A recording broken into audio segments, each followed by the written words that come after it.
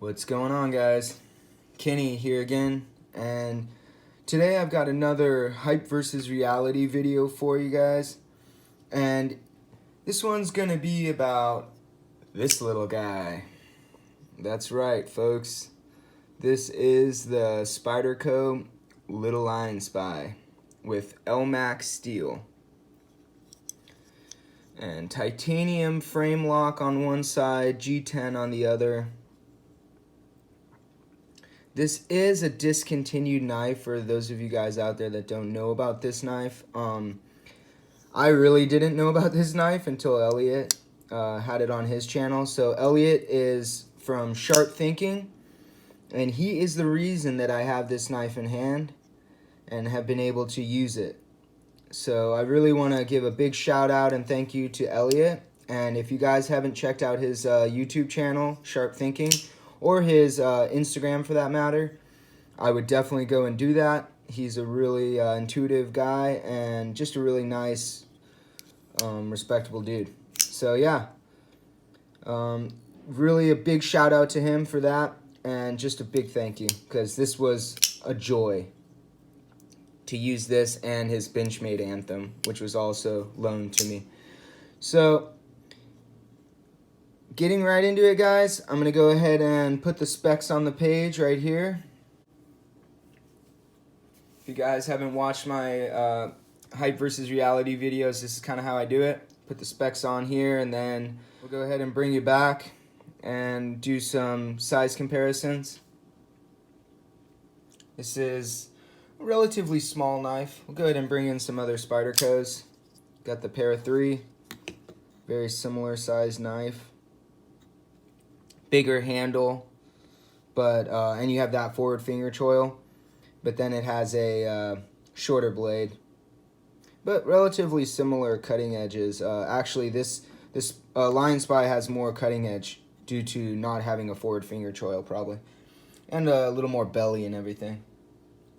And we'll go ahead and bring in a PM2, much larger knife, as you can see there. And then we'll get those guys out. Go ahead and bring in some Benchmades. 940. Mini grip.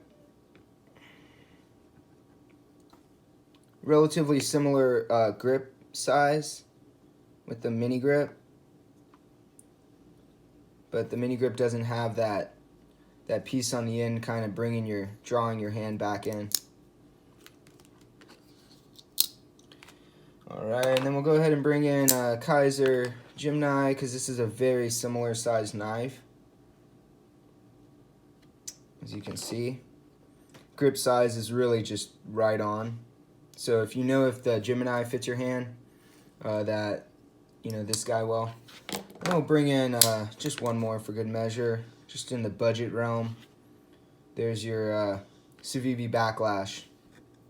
You can see that's a much larger knife.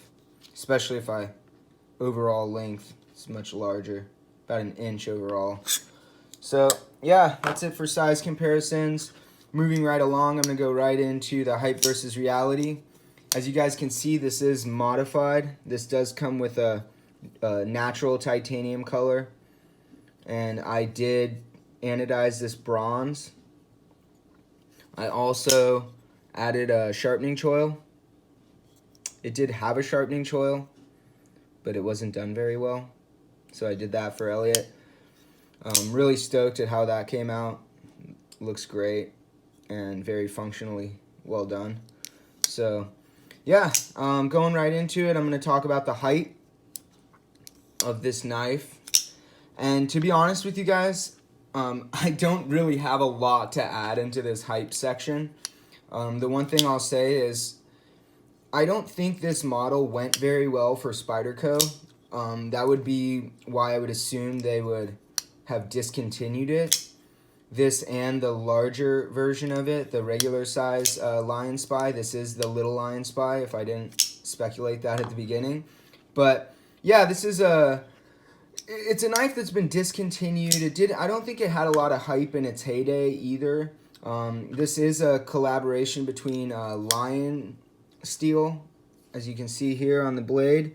So it's a collaboration between Lionsteel and Spyderco. And yeah, I mean, Lionsteel is really known for this kind of texturing on their handles.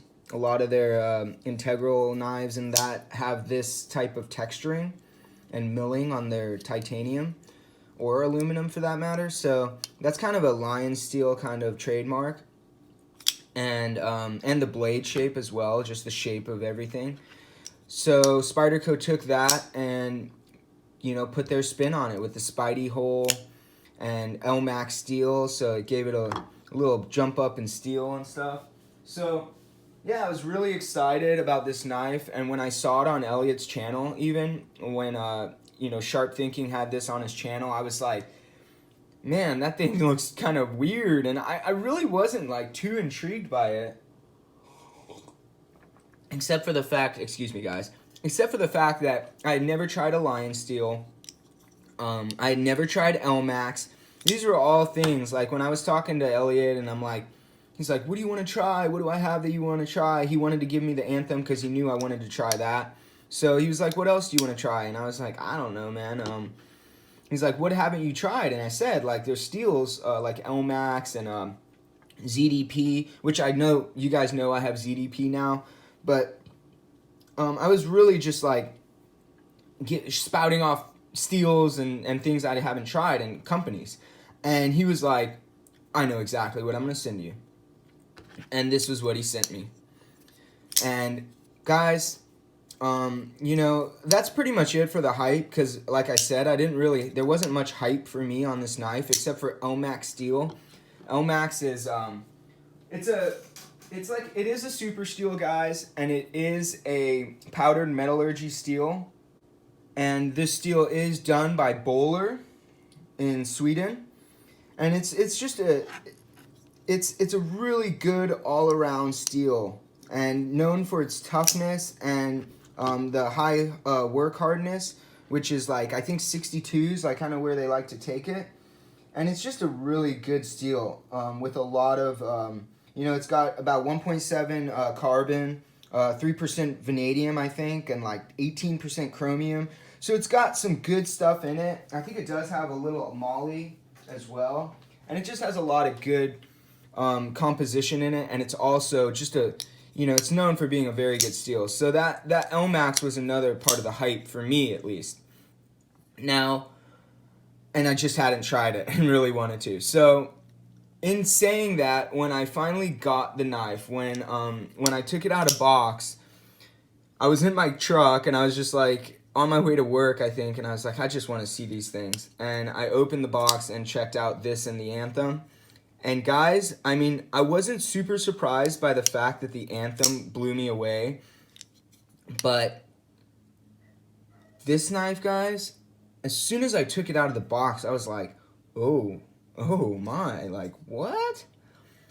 I did not expect to love this thing like I did, to be honest. There's a lot of things about this knife that don't really come through, especially in videos. But if you can see this texturing and G10 finish, the finish of this knife, guys, is spectacular. First the G10, then you can see it has like a half and half. There's no backspacer. It's actually the one scale meets up with the other scale, so it's like a kind of like an integral in that sense, but it's still two-sided. And you guys can see the finish even on the titanium is well done. It's like a brushed finish. And then the milling on this side, really nice touch, guys. I didn't really do anything to this except for anodize it. I didn't sand it or anything to get it prepped. It just looks so good to start. I just anodized it. I didn't mess with it. And then the finish on the blade, it's really nice. It's got like a brushed satin. Really matches up nicely. You can see the satin finish goes to both levels. It's not like brushed a different way on the flats. It's just really nicely done, guys. And the laser etch is almost like, you can only see how it changes with the color, with the lighting. Just really nicely done. You can see the Italy, made in Italy there. Because of Lionsteel, guys. That's why this is made in Italy. I think it was finished by Lionsteel. So you could see Spyderco Elmax there. Really nicely laser etched. And just, you know, really nicely done, guys. Beautifully done as far as finish goes. And then the fit, this thing locks up so solid. And you guys can see beefy stock on that thing. And the fit's pretty good. You can see there's a little gap right there on the stop pin. But it's locked up solid. I mean, no movement in any direction. The fit of the handle scales to handle scales, there's a little bit of a, you can see a little bit of, you can't feel this at all. Maybe a little bit right there. Can't feel this transition at all, which is nice. With two different materials going up against each other, that's pretty impressive. And you don't even see a gap there. Really impressive, guys. A little bit right there, you can see it, but you can't really feel that. Maybe a little bit going to the titanium side. But really nice fitment, guys, of this knife. Lockup is really, you know, about 40% and solid with the steel insert there. And then you can see this is what they call the roto lock, guys. And when this is pushed this way, your lock bar opens easily. As soon as it's open and you push this over, this is now a fixed blade, essentially. That lock will not move over. Now, I'll get to that in a little bit. I'll talk more about that. But and as you guys can see, this is Teflon washers, which might be a reason this knife got discontinued. I know a lot of guys have a big problem with Teflon, but in all honesty, guys, Teflon's super smooth. It's very smooth, and it's one of the least amount of care, really, with any knife, because Teflon washers don't even rely on oil. You don't even need oil, really, with a Teflon washer. They are self-lubricating. So, sorry about drinking, guys, and throat's dry. But, yeah, so those Teflon washers are a nice touch, because, I mean, they could have gone with bronze phosphor bronze washers. Would have been nice, but honestly, I have no problem with the Teflon, and I think that's kind of Lionsteel's jam. So they went ahead and did that, and it doesn't bother me, guys. It's not like a drop shutty type of knife. You know, you can shake it shut, but it's a vigorous shaking shut. It's not like a light shake. And you can Spidey flick it, as you can see. And you can thumb flick it out. Or roll it. Any way you like. Any way you please. I actually didn't do this very much, but obviously you can drop it still. Spidey drop. So, yeah. Nice in all those kinds of ways, guys. And deployment, action feels good on this knife, even though it's Teflon. Yeah, and as far as like centering, as far as the fitment goes, it's pretty good. It's not perfect, maybe slightly to the left there, but pretty darn close, and acceptable in my opinion. So, yeah, that was really nice, guys. The fit and finish out of box, the action out of box was really smooth and nice. Teflon washers are very, very smooth, guys. Just very kind of cloudy feeling as far as the way it moves along. Very smooth. So yeah, obviously one of the things I noticed out of box is how thick the stock is. I believe it's 0.16, which is like 4 millimeter thick stock. And yeah, I was not expecting this thing to be a very good slicer. Although I will say in use, it surprised me a bit. I'll go ahead and put some video on here of me using it. And I will say, even though the stock is extremely thick, I feel like they ground it well, and it's a broad blade. So it did slice fairly well. And it was just like a nice knife to use as far as like the ergonomics and hand. It felt good in the cutting. in pretty much any grip I would hold it in. So yeah, that was really nice. And like I said, the edge, as far as the geometry of the blade, it did seem to slice a lot better than I thought it was going to. And then I went ahead and sharpened it. And after I sharpened it, you know, it sliced good with Elliot's edge on it. And then I sharpened it, and man, it just went to the next level. I didn't really lay back the edge a lot because of the sharpening choil situation, which I'll get into more. And then, of course, the tip. I didn't want it to get too broad at the tip. And it's his knife, and I didn't want to change anything, really. So I went ahead and kept it at the same angle. But with putting on a new edge, it just sliced amazingly. Through double thick cardboard and all. It was screaming sharp, I did guys. Get this Elmax hair whittling. I really probably put that on the Elmax on there, too. I'm so happy I got to use some Elmax. And I definitely want to get more. I want to get some Elmax really bad now after using this knife. So, yeah, really impressed with the way it cut. Really impressed with the blade shape and ergonomics of the handle. I really was impressed by Elmax in general. And really with this knife. So I'm going to go ahead and bring in the calipers so we can see what it is behind the edge. Because I know it's not going to be good, guys. I know that much. Oh, this is so hard to do on camera, guys. 26 thousandths there.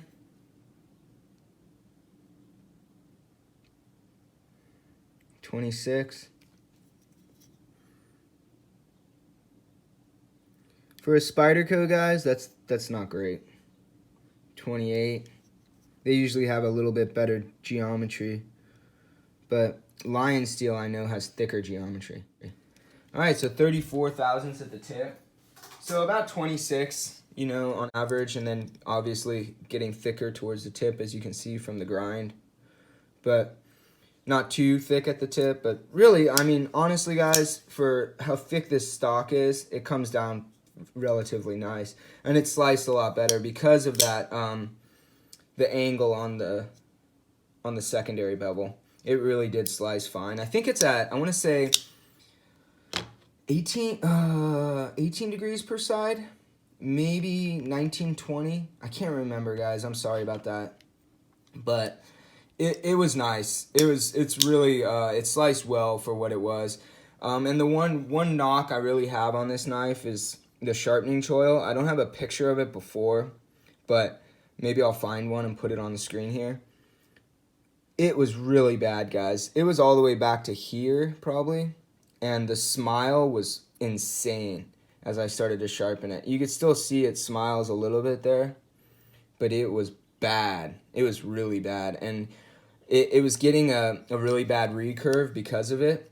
So I went ahead and I called Elliot and I was like, or I texted him and said, hey, would you mind would you want me to put a sharpening choil on it? Or are you going to keep it? And then he was like, oh, you know what? Yeah, do it. And why don't you go ahead and anodize that one side too? And I was like, yeah, buddy, I'll do that for sure. And it came out awesome. So I was stoked that he allowed me to do that. Really excited with how the sharpening choil came out too.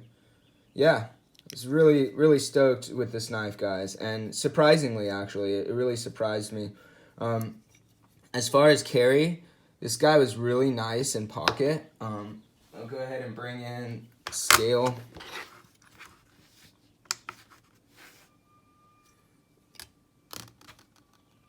.93, which is relatively fine. I mean, it's a little heavy for the size of the blade, but that thick stock, you know, of course it's going to be a little heavier. And as far as the clip goes, I did notice the clip was excellently done. You can see the nice ramp going in there. Nice coming out as well. Really smooth going in and out. I didn't notice this doesn't really, it's not that rough, guys, so it doesn't really, you don't notice it that much going in and out. But as you can see, extremely deep carry. Plenty of clearance for your pants. And just really nice, guys. Going in and out, this was really nice. And I actually kept this in my fifth pocket a lot as my secondary knife. And it fits really good. It actually fit right up to the top in my jeans. So really nicely done as far as the size and stuff. And I was just excited excited with how this knife performed. So yeah, I mean, I don't have a whole lot, like there's not a lot more to say about this guy in general. I love the look of it, actually, now that I have it in person. Oh yeah, I'm gonna go into the other thing that I want to really kind of knock on this knife. As far as taking it apart, it was really easy. The one thing I'll say is there's like a tube here for this, and I did have to like try and clamp this and pull it off because I don't have the tool to get this off. But there's a tube that this screws into, that this goes through, which is actually kind of nice. They did that really nicely. And then this looks like you need a Torx on both sides, but this is keyed. I forget which side. I think it's keyed on this side, so you just unscrew one side, which is nice. If you go to unscrew one side and it's not moving, it's probably because you need to go to the other side, because one side is keyed. I forget which one it is at this point. I'll actually show you guys a picture of this open, because I did take a picture of it open, and you guys can see like it's really well done inside. But you know, the one thing is, guys, this roto lock. If I'm complaining about anything, guys, it's that roto lock. I don't like it. It's kind of loose, and it was kind of like that when I got it, but I think when I took it apart and put it back together, I think it might even be looser, which, Elliot, let me know. That thing kind of bugs me, because what happens is in use, you push it over, and then you go to close the knife, and you got to do this all the time. But if this was my knife, I'd probably do something to make it lock in the open position, like maybe, I don't know, put some grit underneath that, or do something just so that it doesn't move as easily. But that's the one gripe I have about this. You can even hear it. But yeah, that's the one gripe I have. Other than that, the knife was really nice to use, really great going in and out of the pocket, really great slicer. Relatively, guys, it's not a slicer. But yeah, it cut well, and really I enjoyed using it. And if I find one of these at a good price, I'd probably grab it, because I liked it a lot. But yeah, so that's pretty much it, guys. Thanks again to Elliot and Sharp Thinking for letting me use this knife and putting it to use, which I definitely did. As you guys can see, I didn't really show you the grips. So that's the grip in hand, which it's nice. It fits my medium to large size hands really well. There is a little bit, you feel this channel. It's a little sharp, but not horrible. And if this was your knife, you could always break that edge. But other than that, oh yeah, and every grip, this knife really worked well. Really well. And the clip just kind of disappears. So, yeah, really great knife overall. And I really appreciate you guys. I really appreciate Elliot letting me borrow this guy. And thanks for all your subs, your likes, your comments. Appreciate all you guys. And I look forward to the next video, guys. Have a great day. Later.